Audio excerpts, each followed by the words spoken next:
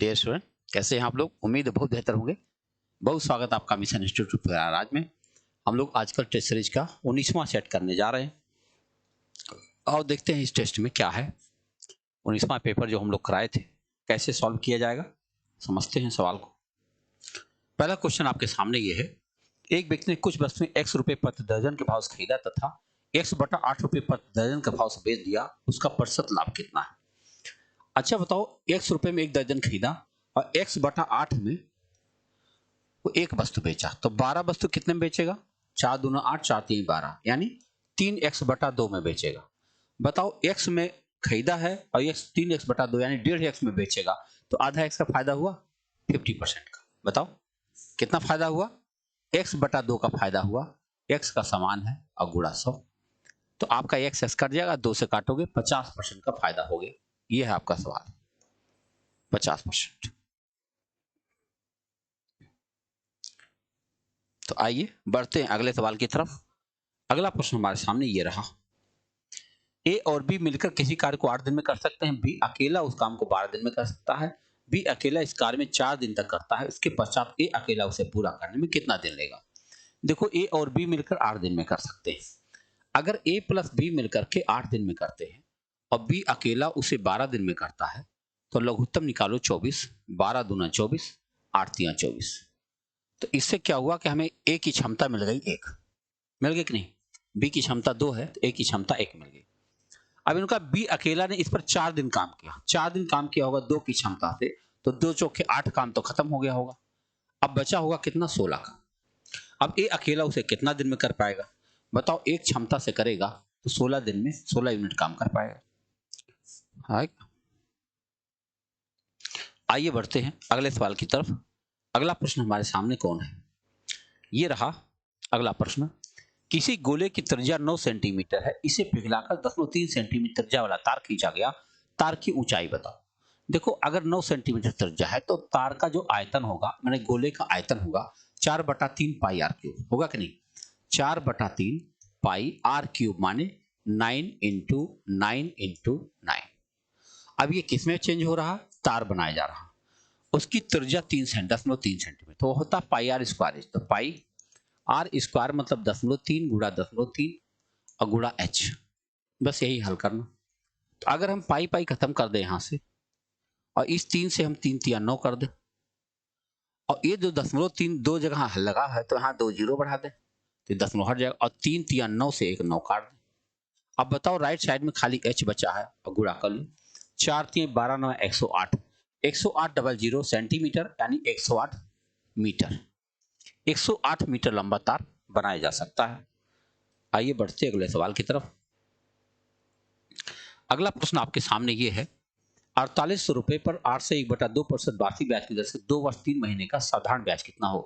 साधारण ब्याज निकालना मूलधन गुणा दर गुणा समय बटा 100 होगा। देखो, 4800 मूलधन है और गुणा दर कितना हुआ? 2 8 16 17/2 और गुणा 2 वर्ष 3 महीना। 2 वर्ष अगर 3 महीना है, 3/12 करके 3 के 3 3 चौके 12, 4 दूनी 8, 9/4 हो जाएगा, 9/4 और गुणा 100 तो रहेगा ही रहेगा, यही काटना है।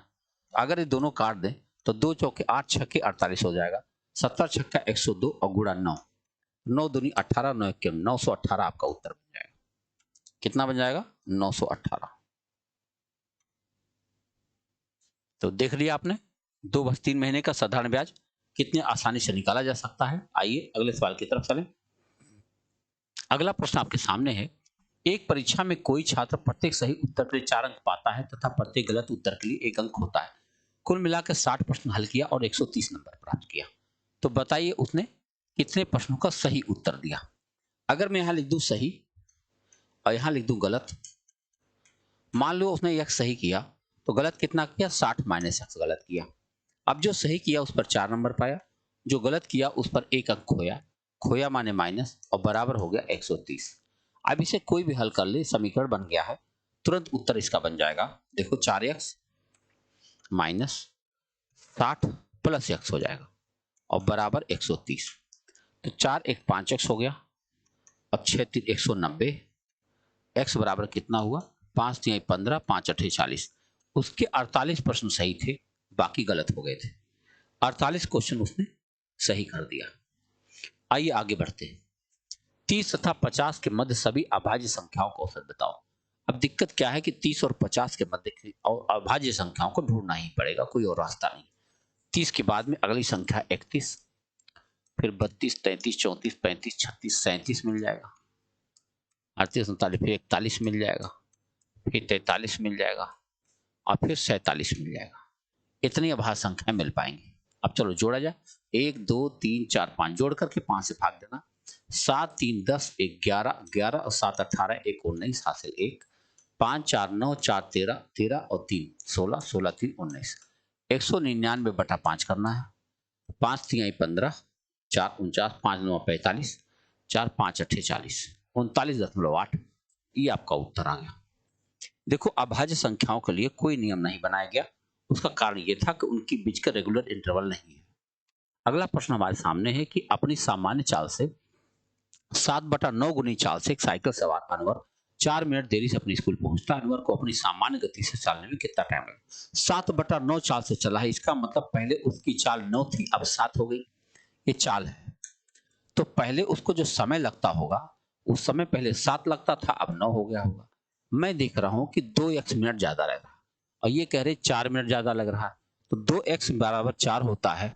अगर 2x बराबर 4 होता है तो x बराबर 2 होता है।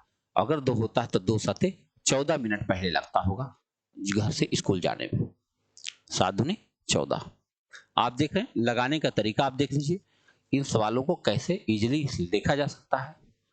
एक दुकानदार एक दुकान में हिंदी किताबों की संख्या का 20%, अंग्रेजी किताबों की संख्या 1/8 भाग, अच्छा, तथा अंग्रेजी किताबों को 25%, हिंदी किताबों को 2/5। हिंदी अंग्रेजी किताबों देखो दो दो जानकारी दिया, कोई जरूरत नहीं है ज्यादा। हिंदी की किताबों का 20%, अगर हिंदी ये है और उसका 20% है तो बटा 5, और अंग्रेजी की किताबों का 1/8 भाग है, यानी अंग्रेजी और बटा 8, ये दोनों बराबर है। अगर बराबर तो ई यहां आ जाए तो 5 वहां चला जाएगा, 5:8 आपका उत्तर बन जाएगा। हिंदी तथा अंग्रेजी किताबों का अनुपात इतना आसानी से देखा जा सकता है। देखो अगर दो जानकारी दी गई है कोई जरूरत नहीं, एक जानकारी से आपका उत्तर मिल रहा, निकाल दीजिए, आगे बढ़ जाइए। एक स्टीमर नदी की बहाव की दिशा में 16 किलोमीटर प्रति घंटा की रफ्तार तथा बहाव विपरीत में 10 की रफ्तार जा सकता है। शांत जल में स्टीमर की चाल बताओ। अगर ऐसा देखना तो इन दोनों को जोड़ के आधा करना पड़ता, 16 और 10 26, 26 का आधा 13 किलोमीटर प्रति घंटा उसकी चाल आ गई। सोचो ऐसे भी सवाल आते हैं, है ना। ये सामान्य प्रश्न नहीं है। देखो जो बच्चा तैयारी किया होगा वही समझ पाएगा कि हम क्या कह रहे हैं।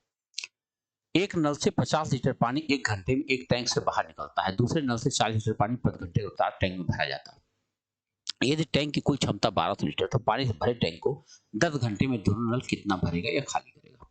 अच्छा बताओ 10 घंटे तक अगर पूरा भरा हुआ है, एक 50 लीटर पानी वो बाहर निकालेगा और 40 भरेगा, यानी 10 लीटर प्रति हिसाब से उसमें भरा जाएगा पानी ना, नहीं खाली होगा 10 के हिसाब से खाली होगा। 10 घंटे में 100 खाली हो जाएगा, तो कितना खाली हो जाएगा? 100 लीटर हो गया। फिर से देख लो, 50 लीटर पानी एक घंटे में बाहर आ जाएगा और 40 लीटर पानी हर घंटे में भरा जाएगा, और टैंक कुल क्षमता 1200 लीटर भरा भी है। 10 घंटे में दोनों नल चलेगा तो क्या करेगा? कितना नल, देखो घंटे में दोनों नल कितना भरेगा या खाली करेगा? तो भैया 10 घंटे का चलेगा, हर घंटे 10 लीटर पानी बाहर फेंका जा रहा, 10 घंटे में 100 लीटर पानी बाहर फेंक दिया जाएगा। 100 लीटर पानी बाहर फेंक दिया जाएगा, यानी 1100 लीटर टैंक में बचेगा। अगर ये पूछा जाता कि टैंक में 10 घंटा बाद कितना पानी बचेगा, तब आपका उत्तर होता था 1100, और कितना निकाल दिया तो आएगा 100। 12 आदमी प्रतिदिन 9 घंटे काम करके 24 रुपया कमाते हैं, तो 9 आदमी 8 घंटे प्रतिदिन काम करके कितना रुपया कमाएंगे? देखो आदमी यहां लिख दिया मैन, यहां घंटा, यहां मनी रुपया। तो चलो 12 आदमी थे, 9 घंटा रोज काम किए, 24 रुपया कमा लिए। अब की बार 9 आदमी हैं, 8 घंटा रोज काम कर रहे हैं, एक्स कमाएंगे। देखो ज्यादा घंटे में ज्यादा कमाएंगे, कम घंटा में कम कमाएंगे, ज्यादा आदमी ज्यादा कमाएंगे, कम घंटे में कम कमाएंगे। आपका फॉर्मूला बन गया एक्स बराबर 2400 और गुड़ा 8/9 गुड़ा 9/12, बस 9 9 कट गया, 4 दूना 8, 4 3 12, 3 8 24, 8 दूनी 1600। कितना कमा देंगे भैया? ये लोग मिलकर 1600 रुपया कमा देंगे। आइए बढ़ते अगले सवाल की तरफ। लिखा एक टैंक में 2 प्रवेश पाइप है जिसमें 4 घंटे और 6 घंटे में उसे भर सकते हैं। एक निकासी पाइप पूरे टैंक को 8 घंटे में खाली किया जा सकता है। दोनों प्रवेश पाइप को 1 घंटे के लिए खोलकर बंद कर दिया गया, उसके बाद तीनों पाइप एक साथ में खोला जाए तो टैंक का शेष भाग कितने घंटे में भरा जा सकता है? देखो 4 घंटे में, 6 घंटे में भर सकते हैं। मान लो पाइप एबीसी मान लेते हैं, तो ये भरता 4 घंटे में, भरता 6 घंटे में, खाली करता 8 घंटे में। तीनों का लघुत्तम आ गया 24। 8 तिया 24, 6 चौक 24, 4 छक्के 24। ये दोनों भरने वाले हैं, ये खाली करने वाला। अब इन्होंने कहा कि दोनों प्रवेश पाइप को 1 घंटे के लिए खोला गया। 1 घंटे खोला गया तो 6 4 10 भर गया हो। अगर 10 भर दिया उसके बाद क्या हुआ? मान लो हमारे पास टंकी है, इस टंकी के अंदर 10 भर गया ना, 10 भर गए। अब कह रहे बंद कर दिया, फिर उसके बाद तीनों पाइप खोल दिया गया, तो शेष भाग कितने घंटे में भरेगा? भाई देखो बचा कितना? 14। बचा कितना? 14। और भरना कितना? 6 4 10 ये भर रहे हैं, उस 7 3 बाहर निकाल दे रहे हो, 7 के हिसाब से भरे, 7 दूनी 14। 2 घंटे और लग जाएंगे, 2 घंटे में टंकी पूरी तरह लबालब भर जाएगी, है ना। आप देखो कि सवाल के साथ कितने आराम से आप मस्ती करते रहो, आराम से उत्तर करता जाएगा। एक निश्चित धनराशि 2 वर्ष के लिए ब्याज दर पर 4% तथा साधारण ब्याज चक्रवृद्धि ब्याज का अंतर 4 रुपया, वो धनराशि बताओ। 2 साल का अंतर है, तो 2 साल का अंतर है भैया, तो हमें बताना है पी ना। तो पी बराबर होता है डी इंटू 100 स्क्वायर, यानी 4 गुणा 100 गुणा 100 और बटा दर स्क्वायर में 4 गुणा 4। 1 4 तो यहां से कटेगा, 1 4 से हो जाएगा 25, यानी 2500 रुपया आपका उत्तर बन गया। इतना छोटा सा फार्मूला है, 2 साल की SI/CI के अंतर पर ये बहुत आसानी से लगाया जा सकता है। अगला प्रश्न है, 144 मुर्गी बेचने पर रहीम को 6 मुर्गी के बिक्री मूल्य के बराबर हानि होती है। अच्छा बताओ, 1 1 रुपये बेचा होगा तो हमारा SP कितना हो गया? 144, और लॉस कितना हो गया? 6 रुपया। तो बताओ CP कितना हो गया? 150 हो गया कि नहीं? अगर 150 हो गया, उस पर 150 6 रुपया घाटा हुआ, तो क्या परसेंट घाटा हुआ? 4% घाटा हुआ कि नहीं घाटा हुआ? 6 बटा 150 गुणा 100 काट देंगे, आपको उत्तर बन जाएगा। आगे बढ़ते अगले सवाल की तरफ। मोनिका तथा उसकी माता की आयु का 49 साल है। 7 साल पहले माता की आयु मोनिका की आयु से 4 गुना थी। 7 साल पहले 4 गुना थी। अगर 7 साल पहले 4 गुना थी, जरा सोचो आप ना, तो 4 गुना थी, एक x रही होगी, एक 4x रही होगी, हाँ।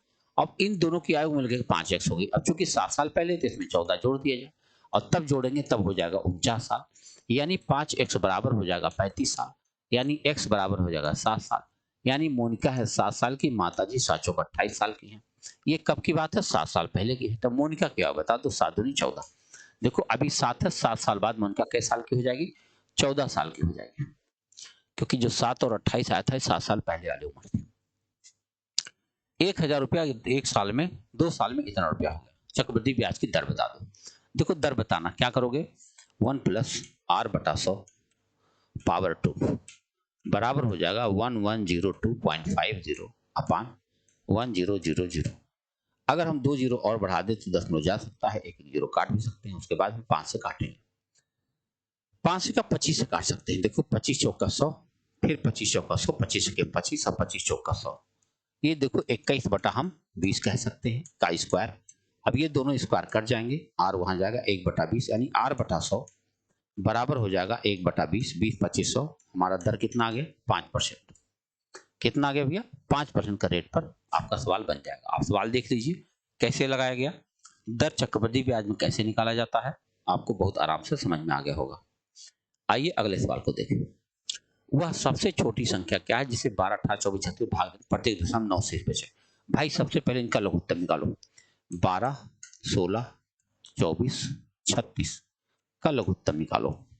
तो पहले तो 12 को काट दो, इनके पापा जी हैं। अब किससे काट दें? 3 से काटें। 16 तो नहीं कटेगा, 3 8 24 और 3 से काटो तो 12। अब देखो 8 भी क्या, 8 के पापा थे, अब हम 4 से काट देते हैं। 4 चौक 16, 4 3 12, तो 4 3 12, 12 12 में 144। हमको शेष 9 बचाना, तो 144 में 9 मिला दो। 144 में 9 मिला दो भाई, 9 4 13 153 कहीं है, ये रहा आपका उत्तर।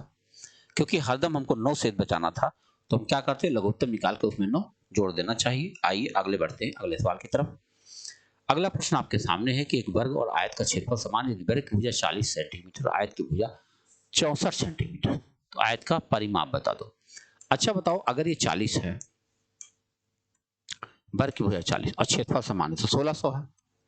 अब एक आयत है जिसकी एक भुजा 64 है, दूसरी भुजा हमको नहीं पता, लेकिन एरिया तो 6400 ही है। अरे कितना है एरिया? 1600। एरिया कितनी है 1600, है ना।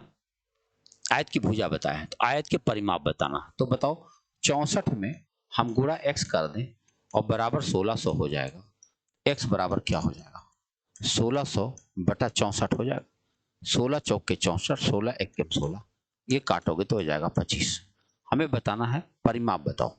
आयत की लंबाई हो गई 64 और चौड़ाई हो गई 25, परिमाप क्या हो जाएगा।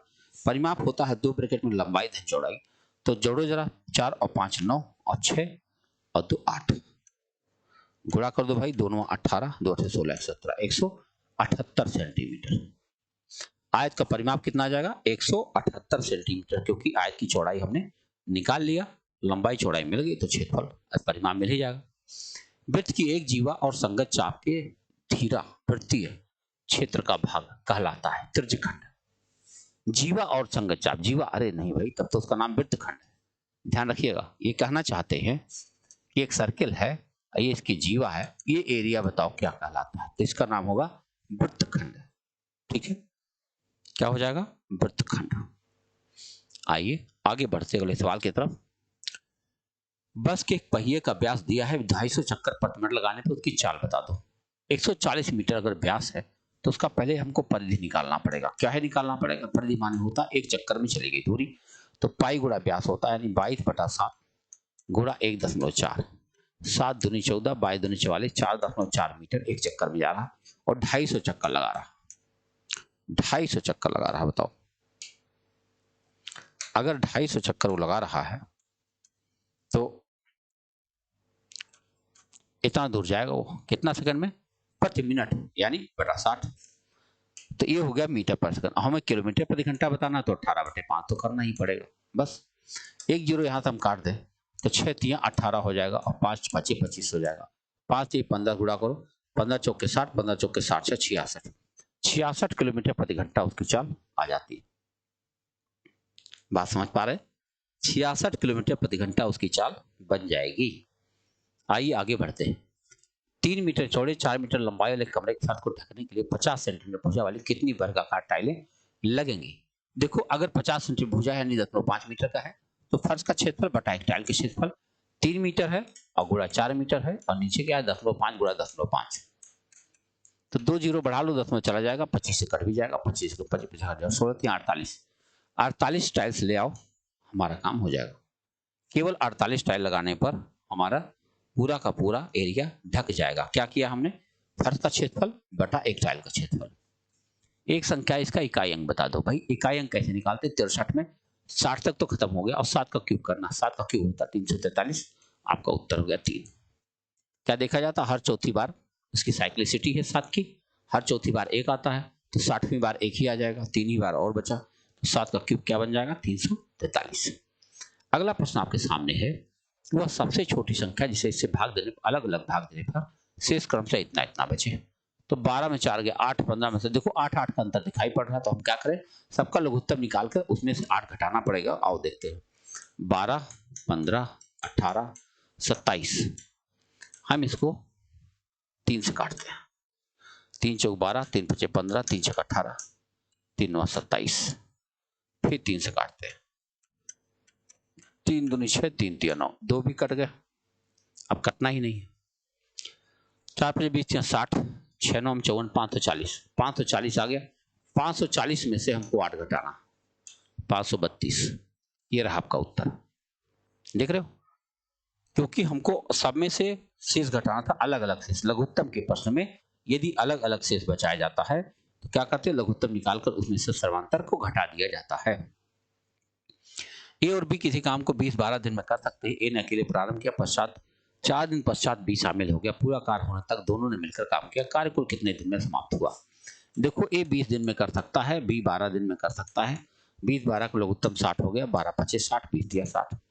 अब इन्होंने क्या कह दिया कि ए ने अकेले काम किया, 4 दिन पश्चात बी शामिल हुआ। 4 दिन माने क्या हुआ, 3 चौक 12 तो काम खत्म ही हो गया, अब बचा होगा 48। अब दोनों मिलकर करेंगे तो 8 क्षमता होगा, 6 दिन और लग जाएगा, तो 6 दिन और लग जाएगा। 4 दिन पहले लग चुका था, 6 दिन और लग जाएगा, टोटल काम 10 दिन के अंदर समाप्त हो गया। आप देखो सवाल लगाने का तरीका, देखो कितना टाइम लग रहा है एक सवाल लगाने में, समय को ध्यान में रखिए। 2 दर्जन केले की लागत 32 रुपया, 18 केले 12 रुपया पर दर्जन की दर से बेचने के बाद दुकानदार दर घटकर 4 रुपये पर दर्जन रखता है। नुकसान न क्या प्रतिशत क्या होगा? कुछ अलग है। 2 दर्जन केले की लागत मूल्य इतना है, ठीक है। 18 केले 12 रुपये पर दर्जन की दर से बेचा। अच्छा, लागत मूल्य 2 दर्जन यानी 24 केला हमने खरीद लिया, तो हमारा सीपी पता चल चुका है 32 रुपया है। चलो ठीक है। अब 18 केला 12 प्रति दर्जन के भाव से बेचा। 12 रुपया में 18 केला की दर से, बताओ। नहीं नहीं नहीं नहीं, 12 और 1.5 18 रुपये। 12 रुपया प्रति दर्जन की दर से बेचा मतलब होता है 1-1 रुपये एक एक बेचा। तो 18 केला बेचा 18 रुपये का, बोलो 18 रुपये केला बेच चुका है। उसके बाद में क्या है, क्या बचा हमारे पास? 18 हो चुका, 6 ही बचा। अब 6 बचा तो कहते 4 रुपये पर दर्जन बेचना पड़ा, सड़ बढ़ गया होगा। 4 रुपये पर दर्जन, आधा दर्जन बचा हमारे पास, तो 2 रुपया और मिल जाएगा, यानी 20 रुपया का केला बिका। बताओ 32 का खरीदा, 20 का बेचा, 12 रुपये घाटा हो गया ना। तो 12 रुपये खाने हुआ है, 32 रुपया उसका क्रय मूल्य था। बस काट दो, 4 3 12, 4 8 32, 4 दूना 8, 75 बटा 2 37.5। उसको 37.5% का नुकसान हो चुका है। देख लो, यही व्यापार है, जरा सा ध्यान ना दो तुरंत घाटा हो जाता है। यदि किसी वस्तु के लिखित मूल्य पर 8% का कमीशन दिया जाए तो 38% लाभ होता है। यदि कमीशन को बढ़ाकर 18% कर दिया जाए तो लाभ कितना हो जाएगा? ऐसी कंडीशन में क्या करते हैं, देखो यहां लिखते हैं सीपी, एसपी, एमपी। 100 रुपया मैं सीपी मान लेता हूं और कमीशन 18% नहीं, लाभ कितना होता है 38% का, यानी 138 का सामान बिक रहा था और जबकि 8% का हम डिस्काउंट दे रहे थे, यानी एमपी कोई चीज था उसके हम 92% पर बेच रहे थे, अब बिका कितने में था 138 में। तो एमपी हमारा क्या मिल गया 138 गुणा 100 बटा 92। अरे 100 है भैया, 100 बटा 92। आप देखो 23 चौका 92 और 23 छक्का 138, 4 से काटो 25 छक्का 150, यानी एमपी हमारा आ गया 150 रुपया। अब करें 18% कमीशन दे देंगे। अब बताओ, आप ही बताओ, अगर 150 का सामान है और 18% कमीशन दे दोगे, इसका मतलब 72, 88 नहीं 82% पर बेच रहे हो आप, तो 82% पर बेचो, कितने में बिक जाएगा? 50 या 150, 50 दूना 100, 2 से काटो 2 चौका 8, 242 या 2 3 6 और 3 चौके 12, 126 का बिक जाएगा, यानी 26% का फायदा हो जाएगा। कहाँ है भाई? वाओ, कहीं दिख नहीं रहा, फिर से देखो, लिखित मूल्य पर 8% कमीशन दिया जाए तो 38% का लाभ होता है। 8% कमीशन दिया, 8% कमीशन माने 92% बेचा, 23 चौका 92, 23 छक्का 138, ठीक है। और भी छोटा कर दे, 4 से काटो तो 25 हो गया, 25 छक्का 150 रुपया आएगा, ठीक है। अब 150 में करे कमीशन बढ़ा कर 18% कर दिया जाए तो लाभ प्रतिशत कितना हो जाएगा? कमीशन अगर 18% कर देंगे तो 18 से देख लो आप, 18 ही निकाल दो इसमें से, तो बटा 100 कर दो, तो 50 दिया 150, 50 दूना 100, दोनों 18, 9 तिया 27 रुपया छोड़ दोगे आप, तो 150 में से अगर आपने 27 घटा दिया तो कितना आ जाएगा? हाँ गलत ही था, 123 आ गया। देखो 3 दूनी 6, हम गलत कहाँ किए भाई? हाँ ये आ गया, 1 आना चाहिए था, 2 चौका 8, 2 1 कम 2, 123 आ जाता भैया। कितना लाभ हो गया? 23% का लाभ होगा। देखो जरा सा वहां पर मिस्टेक था। आइए बढ़ते अगले सवाल की तरफ। अगला सवाल है 2000 रुपए पर 30% के 1 बटे तथा उतने ही धन राशि पर 20% तथा 10% के 2 बटे। अच्छा, धनराशियों का अंतर बता दो। मतलब 20%, ये कह रहे हैं कि 2000 का धनराशि था, अच्छा तो 2000 का धनराशि है और 30% बट्टे बेचे हो, यानी 70 पर बेचे हो, तो कितने में बिका होगा? 7 दूनी 1400 का बिका होगा। अब की बार 2000 की धनराशि है, पहले 20% बट्टा दोगे 80 बटा 100, फिर 10% बट्टा दोगे तो 90 बटा 100। अब देखो ये सामान कितने बिक रहा है, 4 जीरो तो आपका कट ही गया, तो 2 8 16 9 144। बताओ 40 रुपए का अंतर आ गया कि नहीं? अच्छा खासा अंतर आ गया ना, देख रहे हो आप, 40 रुपए का अंतर आ गया। अगर इस प्रकार से 2 बट्टे दे दिए जाए तब एक समचतुर्भुज के विकर्ण क्रम से इतना इतना है, उसके समचतुर्भुज क्षेत्रफल बताओ। क्षेत्रफल होता है 1/2 d1 × d2, यानी 1/2 गुणा 16 गुणा 12, यही आपका उत्तर है। तो 2 8 16 12 8 96 आपका उत्तर आ जाएगा। अब आप देख सकते हो कि छोटा सा फार्मूला खाली याद रहे, समचतुर्भुज क्षेत्रफल होता है 1/2 गुणा d1 इंटू d2। एक आदमी ताड़ के 24 मीटर ऊंचे पेड़ पर चढ़ता है, वह पहले सेकंड में 4 मीटर चढ़ता है और अगले सेकंड में 2 मीटर सरक जाता है। यह प्रक्रिया बार बार दोहराई जाती है जब तक कि वह शीर्ष पर नहीं पहुंच गया। शीर्ष किस सेकंड में पहुंच जाएगा? भैया जी बंदर चढ़ता आदमी काहे सरकेगा इतना ज्यादा? 24 मीटर का ताड़ है, 1 मिनट में पहले सेकंड में वो 4 मीटर चढ़ सकता, तो 4 पर निशान लगा दो, बचेगा कितना? 20। अब बताओ 1 सेकंड में 4 चढ़ता है और अगले सेकंड में 2 सरक जाता है, इन 2 सेकंड में 2 चढ़ पाया, तो 20 सेकंड में 20 चढ़ पाएगा, 21वें सेकंड में पहुंच जाएगा। क्यों? क्योंकि अगले सेकंड में तो 4 चढ़ ही जाएगा। है ना? बंदर वाला सवाल है, आपने देख लिया आराम से, इतना छोटा सा सवाल। कोई धनराशि चक्रवृद्धि ब्याज से पहले वर्ष का में 650, दूसरे वर्ष का 676। धनराशि बताओ। देखो तो 2 वर्ष का जो ब्याज आया है वो 676 है, और 1 वर्ष का जो ब्याज है वो मिश्रधन है वो 650 है। दोनों का जब अंतर निकालते हैं तो आता है 26 रुपया। ये 26 रुपया हम दर निकालें साधारण ब्याज के तरीके से। 26 रुपया हमारा ब्याज हो गया, ब्याज गुणा 100 बटा मूलधन 650, और समय है 1 साल का। 0 0 काट दो, 13 दूनी 26, 13 पचे 65, 5 दूनी 10, 2 दूना 4, 4%। बताना क्या था? हे भगवान, धनराशि बताना था, कोई बात नहीं, 4% आ गया। तो कोई धन है x है, और उस पर पहले साल के अंदर हुआ, तो 104 बटा 100 बराबर 650। काटो, 13 8 104, 13 पचे 65, 2 4 दूना 8, 25, 25 और 2 से काटो 25%, 625। ये आपका उत्तर आ गया। जब हमको दर मिल गया तो उसी से हमने क्या निकाल दिया? मूलधन निकाल दिया। आइए अगले सवाल की तरफ।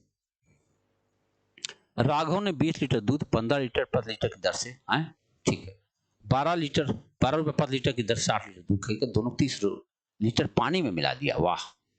फिर उसे लगभग किस भाव से बेचेंगे 20% का लाभ हो जाए? जब पानी में मिला दिए महाराज, अब क्या करना? लाभे होना। देखो 15 के भाव से खरीदे और 15 भाव से कितना खरीदे? 20 लीटर। कितना दूध हो गया हमारे पास? 300 लीटर। 300 रुपया खर्चा हुआ ना, ठीक है। अब 12 रुपये के भाव से 60 लीटर खरीदे, 12×72 720 रुपया, यानी कुल मिलाकर हमारे पास 0 2 1020 रुपये का सामान हो चुका है। 80 लीटर सामान हमारे पास, 80 लीटर दूध है और 30 लीटर पानी मिला देंगे। हमको 20% लाभ चाहिए, तो क्या करें? गुणा 120 बटा 100 कर दें। तो कर देंगे तो क्या हो जाएगा? 12 दूनी 24 और 12 1 12, इतना रुपया चाहिए। और हमारे पास लीटर कितना हो चुका? 80 है, और 30 पानी मिला दोगे आप तो 8 3 11, बोलो 30 लीटर पानी मिला दोगे। 80 लीटर हमारे पास सामान दूध है और 30 लीटर पानी मिला दोगे तो 110 लीटर हो जाएगा। अब बताओ 110 लीटर है तो किस भाव से बेचे? दशमलव लगाओ यहाँ पर, काटो, 11 1 11, फिर 1 बचेगा 12, फिर 1 11 1 11, हाँ, फिर यहाँ क्या बचेगा? 1, फिर दशमलव लगाओ, फिर 11 1 11, 30 बचेगा, 11 दूनी 22, 11.12 के भाव से अगर वो बेच दे तब उसको 20% का लाभ हो जाएगा। लेकिन बहुत पानी मिला दिया है ना, इतना पानी नहीं मिलाना चाहिए था। आओ देखा जाए अगला सवाल। औसतन मीनू अपने मासिक वेतन का 15% खरीदारी रेस्टोरेंट में और मॉल में जाने पर उपयोग करती है, और 40% घर के खर्चे में उपयोग हो जाता है, और 45% की बचत में चला जाता है। यदि एक महीने में वो घर पर इतने रुपए खर्च कर देती तो उसकी मासिक आय क्या है? अब बताओ जरा, बचत खाते में चला जाता है, बचत में जाता, एक महीने में वह 40,000 रुपए खर्च करती है,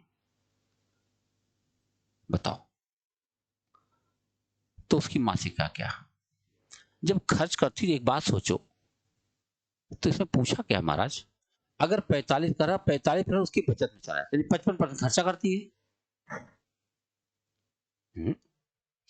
अपने मासिक वेतन का 15% खरीदारी में खर्च करती है, ठीक है, और 40% घर के खर्च में उपयोग करती है, और 45% बचत में जाता है, तो बहुत ज्यादा नहीं हो गया? एक महीने में वो घर पर 40,000 का खर्चा करती है तो मासिक आय बता दो। तो खर्चा तो 55 आया भाई, कुछ गड़बड़ हुआ, शेष शब्द का इस्तेमाल नहीं किया लगता है, शेष वाला मामला होगा, क्योंकि 55% बराबर ये हो गया तो फिर सीधे वैल्यू आ जाओ, 55 से कटेगा नहीं, पूरा 11 आ जाएगा, कुछ लफड़ा है ना। शेष शब्द का इस्तेमाल होता तो कुछ और बात होती, और शेष उसने किया नहीं, क्या करे। बचत उसने लिखा नहीं। अगर मैं ऐसे लिख दूं उसके पास पी था, उसका 55% उसने खर्चा किया, और ये कह रही है कि हमने 40,000 का खर्चा किया, तो ये पूरा कटेगा नहीं और आएगा भी नहीं। अच्छा मान लो से शब्द का इस्तेमाल करें तब क्या होगा, लिखा नहीं है तो इस्तेमाल करने में गलती लग रही है ना। तो मान लो कोई चीज 100 है, तो बचत तो करना नहीं, हमको खर्च ही करना। तो 100 मान लो उसके पास 100 रुपया का इनकम था, 15% उसने खरीदारी कर लिया, चलो कर लिया, तो बचा कितना उसके पास 85%, और उसके बाद 40% और खर्चा कर लिया, तो उसके पास बचेगा फिर 60%। अच्छा, और उसके बाद उसने बचत में चला गया 45%। हद है महाराज, हाँ गलत हो रहा है, क्या करें। देखो ध्यान से समझो, कुछ ज्यादा, अब सारे सारे तो गिन ही गए, देखो 40, 15, 55 और 45, 100% तो काम खत्म हो गया। अब इन्होंने कहा कि एक महीने में हुआ है 40,000 रुपया खर्च करती है, तो 40,000 खर्च करती है भैया, तो 40% तो होगा ही नहीं। एक काम करते हैं, ऐसे सोचो, इन्होंने ये हटाई दो, खरीदारी उदारी पे उसने 40% खर्चा कर दिया, 40% बराबर 40,000, तो ये हो जाएगा 1,00,000, खत्म बात। कुछ अधूरा था इसलिए पूरा कर दिया, यहां इसको कर दो, बात खत्म, इसको 60 कर दो, क्या करना है भाई। 40% उसने खर्चा कर दिया, और इन्होंने कहा है 40,000 खर्चा कर दिया, तो 40% खर्चा कर दिया, 40,000 खर्चा होगा, यानी कुल रकम कितनी तरह होगी इसके पास, 1,00,000 ना। 10,00,000 होगा क्या, हाँ जी 10,00,000 रुपए बहुत ज्यादा हो गया, क्या किया जाए। पूरी बात अपने लिखी नहीं, क्योंकि 45 से कट नहीं रहा है ना, अधूरा मामला है, छोड़ो आगे बढ़ते। 12 सेंटीमीटर त्रिज्या वाले ठोस धातु गोले को पिघलाकर 2 सेंटीमीटर त्रिज्या वाले ठोस गोले को पिघलाए, कितने गोले बन जाए। बड़े का आयतन माइनस छोटे अपान छोटे का आयतन, बड़ा का आयतन 12 सेंटीमीटर त्रिज्या है, तो 4/3 पाई आर क्यूब माने 12 गुणा 12 गुणा 12, और छोटा गोला बनाओगे तो 4/3 पाई 2 गुणा 2 गुणा 2, बस ये पूरा कट ही जाएगा। और 2 से काटो 6, 2 से काटो 6, 2 से काटो 6, और 6 का क्यूब होता है 216, छोटी छोटी 216 गोलियां बन जाएंगी, है कि नहीं। देखो परफेक्ट क्वेश्चन रहता है तो लगाने में भी आनंद आता, आराम से हो भी जाता, कुछ गलत ले तो गड़बड़। ए बी का 150 प्रश्न और बी सी का 40 प्रश्न। अच्छा, यदि ए प्लस बी प्लस सी 120 है तो इसका मान बता दो। तो पहले ऐसे लिख लेते हैं, ए बी और सी। ए जो है बी का 150% और बी सी का 40%, मान लो ये 100 है तो ये 40% है, और इसका ये 150%, 40 जगह कितना होता 60। अब इनके बीच का अनुपात लगा दो, 20 या 60, 20 दूना 40, 20 2500। अब इनको जोड़ लो आप, और जोड़ लो तो जोड़ने के बाद कह रहे हैं आता है 20, 5 2 7 3 10 एक्स, सॉरी एक्स बराबर हो गया 2, हो गया कि नहीं, 10 एक्स बराबर 20, एक्स बराबर 2। अगर एक्स बराबर 2 आ गया तो 2 3 6, 2 दूनी 4 और 2 25 10, तीनों की वैल्यू आ गई। अब कह रहे हैं इसमें रख लो, कह रहे हैं 2b माने 8 प्लस 3c माने 30 और माइनस 4a, 4a 30 है भाई, और 4a करोगे तो 4 6 24, तो 30 में से 24 गया 6 8 14, 14 आपका उत्तर आ गया। देख लो, कुछ लगाना उगाना ज्यादा नहीं है, सिपाही के सवाल इसी रेंज में आने हैं, इसको जान लीजिए आप। जितने टेस्ट पेपर हुए हैं विद्यार्थी, उतने सारे मैथमेटिक्स अगर आपको आ गए ना, कोई शक्ति फेल नहीं कर सकती है। अब बहुत दिन बचे नहीं, दोहरा लो बस। ए किसी कार्य का 60% 18 दिन में, बी उसी का 40% 10 दिन में कर सकता है। चलो अच्छा, 60% माने क्या हुआ, ए 60% माने होता है 3/5, 3/5 भाग को 18 दिन में करता है, तो 3 6 18 6 5 30 दिन में कर पाएगा पूरा काम। बी के बारे में सोचो, बी 40% 10 दिन में कर, 40% माने होता है 2/5, 10 दिन में करता है, 2 25 10, ये 25 दिन में कर देगा। दोनों ने एक साथ मिलकर 10 दिन तक काम किया, एक साथ मिलकर 25 इसका लघुत्तम 150 आया, तो क्या होगा 30 25 150 और 25 छक्का 150, 6 5 11 क्षमता हुई। दोनों ने मिलकर 10 दिन काम किया, 10 दिन काम करेंगे तो 6 5 11 11 ढाई में 110, 110 काम हो गए, 40 तब भी बचा। तो क्या हुआ, सी ने शेष कार्य को 4 दिन में पूरा किया, 4 दिन में 40 काम किया तो सी की क्षमता 10 आ गई, और सी अकेले पूरा काम कई दिन में कर पाएगा, 150 भाग दे दो भाई, 15 दिन लग जाएगा। बोलो सही है।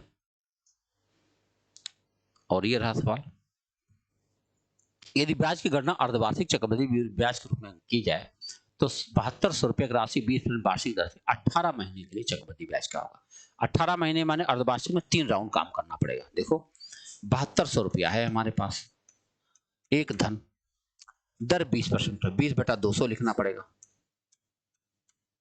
और पावर यहाँ 3 रखना पड़ेगा। कैसे, 18 महीने में क्या करना पड़ेगा, 6 महीने का 3 टुकड़े बन जाए, काटो, 20 ढाई 200, दिया गया 7200 गुणा 11/10 गुणा 11/10 गुणा 11/10, यही काटना है, तो 2 जीरो तो कट ही जाएगा, 10 रहने दो नीचे, 10 में लगाने काम आ जाएगा, क्योंकि उसके बाद हमको निकटतम में बताना है। तो 11 का क्यूब होता है 1331 में 72 का गुणा करना, 2 1 2 2 3 6 2 3 6 2 1 2 7 1 7 7 21 2 7 1 2 23 2 7 1 7 2 9, अब 2 आ गया, 7 6 13, 1 6 1 7 1 8 3 2 5 और 9, 10 से भाग दो तो यहाँ 10 लग जाएगा। ये हो गया मिश्र धन। हमको तो ब्याज बताना, तो इसमें से 7200 घटा दो। अगर हम इसमें से 7200 घटा देंगे तो आ जाएगा 3 8 और 5 में से 2 घटाओ 3 और 9 7 23 83, 23 83 यही ठीक है। वो दशमलव के बाद जो 20 पैसा आया छोड़ दो उसको, है कि नहीं। मुख्य काम यही था, यही सोचने के लिए खाली था बस। 1000 से कम कितनी प्राकृतिक संख्याएं 5 और 7 से कट जाती, लेकिन 35 से नहीं।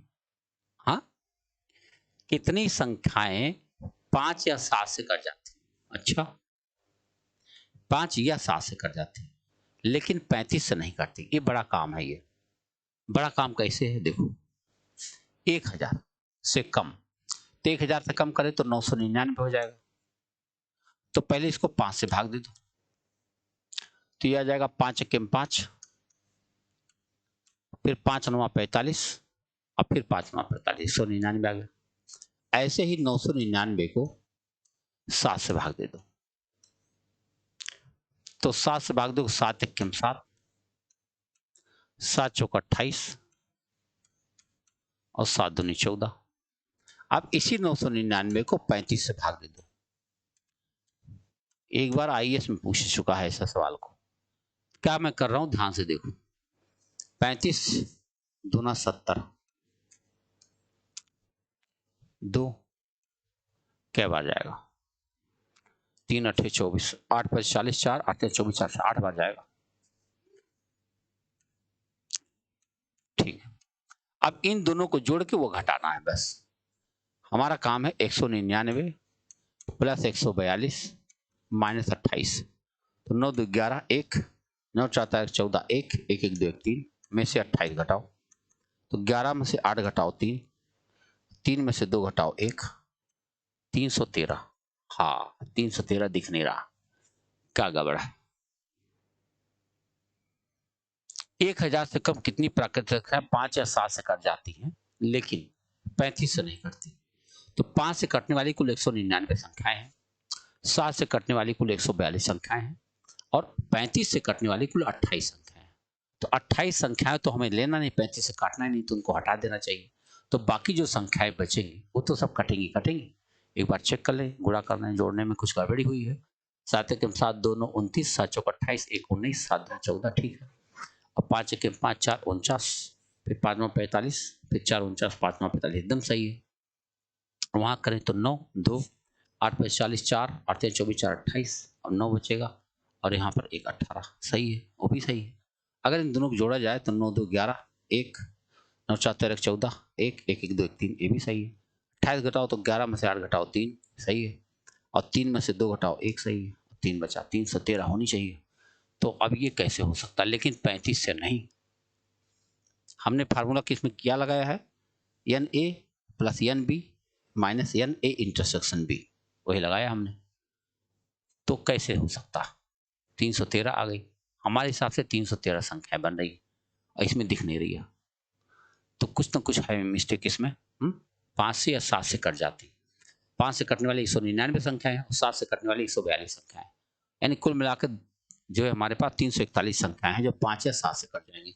लेकिन इसमें वो भी संख्याएं शामिल है जो 35 से कट जा रही हैं, 7 बचे 35 और 35 से मैंने भाग दे दिया और उनको 28 संख्या मेरे काम की नहीं, उनको हटा दिया, बात खत्म। तो 313 के आसपास आनी चाहिए। यहाँ 225 285 के आसपास का मामला है? कोई बात रही होगी, आगे बढ़ते हैं। चलो, रिस्क नहीं लेना है, छोड़ो। जब सकारात्मक संख्या, सकारात्मक माने पॉजिटिव, देख लो यही गूगल ऐसे ही बनाता है, पॉजिटिव नंबर को यहाँ सकारात्मक लिखा हुआ धनात्मक होना चाहिए। ए बी और सी को 13 से विभाजित किया जाता है तो शेष 9 7 और 10 होता है। अच्छा, तो जब a plus 2b plus 5c को 13 से विभाजित किया जाएगा तो शेषफल क्या होगा। अच्छा बताओ, 13 से भाग दो और 9 शेष बचे, तो a b c है, 3 संख्याएं लेता हूं, 13 से विभाजित किया जाए तो 9 शेष बचता। भैया 13 से भाग दो 9 शेष बचे, तो 13 और 9 22 संख्या होगी है, और 7 शेष बच रहा तो 20 संख्या होगी है, और 10 शेष बचे तो 23 होगी है। तीनों संख्या आपके सामने। तो कह रहे हैं a माने 22 और 2b माने 40 और 5c 23 25 115, ये तीनों संख्याएं हैं, जोड़ा जाए तो 2 और 5 7 और 1 और 4 5 और 2 7 और 1 बचा 177 आ गया। करें इसको 13 से भाग दे दो भाई, 13 से भाग दो तो 13 एकम 13 13 और 4 17 47, 13 3 39, क्या शेष बचेगा 39, 1 40 और 7 यानी 8 शेष बचेगा। देख रहे, 8 शेष आपका उत्तर बन गया। जो कहा गया वैसे हम करते चले गए और इस तरह से ये पेपर समाप्त हुआ। तो आपने देखा इसमें 1-2 सवाल ऐसे मिलते ही हैं, पेपर बनता है तो कहीं एक अक्षर गड़बड़ लिख दिया तो फिर लगाते रहो, ठीक है। तो आपको कूल माइंड से काम करना है, किसी सवाल पर जूझना नहीं है, जूझेंगे तो अगला पेपर अगला सवाल गड़बड़ हो जाता है ना। जूझना नहीं है, सुलझना है, उलझना नहीं है। मिलते हैं अगले वीडियो में, बहुत बहुत धन्यवाद।